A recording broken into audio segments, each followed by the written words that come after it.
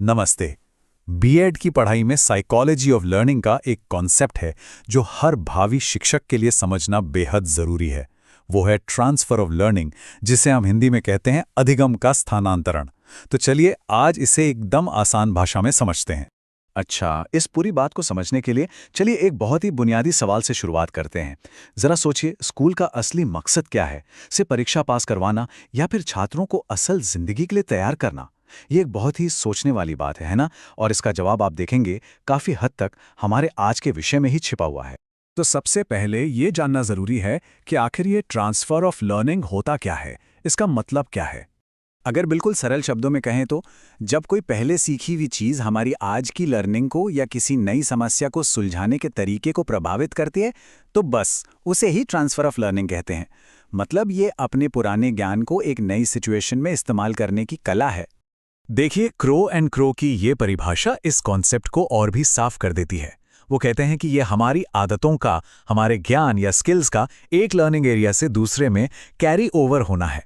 ये जो शब्द है ना, कैरी ओवर, यही इसकी जान है। मतलब हम ज्ञान को एक जगह से उठाकर दूसरी जगह ले जा रहे हैं। तो बस इतना याद रखना है कि ट्रांसफ़र ऑफ लर्निंग का सीधा सा मतलब है सीखने का कैरी ओवर। एक जगह सीखी हुई चीज़ को दूसरी जगह इस्तेमाल करना। सिंपल। थ्योरी तो ठीक है, पर सच कहूं तो ये कॉन्सेप्ट असल में हमारी रोजमर्रा की जिंदगी और क्लासरूम के उदाहरणों से ही सबसे अच्छी तरह समझ में आता है। तो चलिए कुछ एग्जाम्पल्स देखते हैं। ये स्लाइड देखिए, ये इसे बहुत अच्छे से समझाती है। सोचिए, जब कोई छात्र बेसिक मैथ्स जैसे जोड़ घटाव सीखता है, तो यही ज्ञान उसे आगे चलकर गुणा सीखने में या फिर फिजिक्स के मुश्किल न्यूमेरिकल्स को हल करने में मदद करता है। यही तो है पॉजिटिव ट्रांसफर। और हाँ, ये सिर्फ पढ़ाई में नहीं होता, असल जिंदगी में भी हर जगह है। जैसे अगर किसी को टेनिस खेलना आता है तो उसे बैडमिंटन सीखने में आसानी होती है। एक कार चलानी आती है तो दूसरी कार चलाना जल्दी आ जाता है ना? और भाषाओं में भी ऐसा ही होता है। हिंदी का ज्ञान पंजाबी या गुजराती जैसी भाषाएं सीखने में मदद करता है। ये सब ट्रांसफर ऑफ लर्निंग के ही तो बेस्ट एग्जाम्पल्स हैं। अब जो बात हम करने जा रहे हैं वो इस विषय को सिर्फ एक साइकोलॉजिकल टर्म से कहीं कहीं ऊपर ले जाती है। असल में ये शिक्षा के सबसे बुनियादी मकसद से जुड़ी हुई है। तो शिक्षा का अंतिम लक्ष्य सिर्फ जानकारी इकट्ठा करना या सिलेबस पूरा करना नहीं है। असली शिक्षा तो वो है जब एक छात्र क्लास में सीखी हुई चीज़ों को क्लास के बाहर की दुनिया में अपनी असल जिंदगी में इस्तेमाल कर पाए। पर्किंस और सालोमन ने इस बात को क्या खूब कहा है। वो कहते हैं कि स्कूल जिंदगी में सिर्फ एक पड़ाव है, अपने आप में कोई मंजिल नहीं। यहाँ से जो ज्ञान, जो स्किल्स हमें मिलती हैं, वो असल में नॉलेज टू गो है।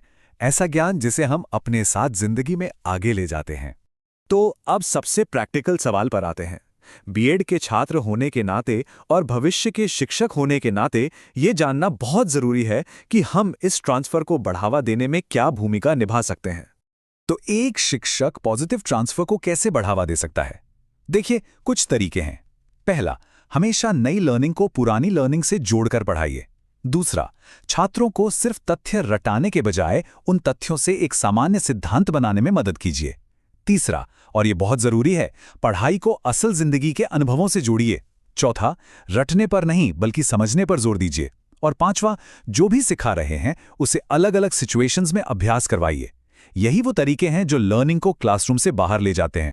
चलिए, अब इस पूरी चर्चा को फटाफट 3 सबसे जरूरी पॉइंट्स में समेटते हैं जो एक शिक्षक के तौर पर हमें हमेशा याद रखने हैं। तो 3 मुख्य बातें याद रखनी है।